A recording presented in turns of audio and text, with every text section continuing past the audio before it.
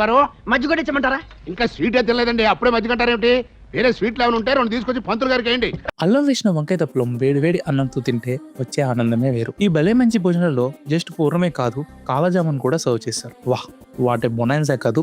వేడివేడి పూరిని మసాలా కర్రీలో ముంచుకొని ఒక పట్టు పట్టి జీలకర్ర వేసిన ఫ్లేవర్డ్ రైస్ లోకి పప్పు కూర కలుపుకొని తింటే వాట్ ఏ కాంబినేషన్. ఈలోపు వేడివేడిగా వైట్ రైస్ వడ్డించారు. పక్కనే కచ్చా పచ్చాగా దొండకాయ వేసిన రోటి పచ్చడిని కాస్త మందంగా కలుపుకొని తింటే ఆహా. పాలుగా వండిన బీరకాయ కూర, క్యాలీఫ్లవర్ కారం, అప్పడం, రసం, సాంబార్ ఇలా అన్ని ఐటమ్స్ బాగున్నాయి. పూర్ణం బాగుందని ఒకటి ఎక్స్ట్రా అడిగితే 2 తెచ్చిచ్చారు. ఇక స్టార్టింగ్ లో మజ్జిగ వేయమంటారా, మేము ఎందుకు పెట్టావు అనేక అక్కడికే వస్తున్నా. ఐటమ్స్ అన్ని పూర్తి కాకముందే పెరుగు వేయమంటారా అని ఒక 4 టైమ్స్ పైన అడుగుంటారు. ఇక లాస్ట్ లో పిలిచి ఇప్పుడు వేయమ్మా పెరుగు అని భోజనాన్ని ముగించాం.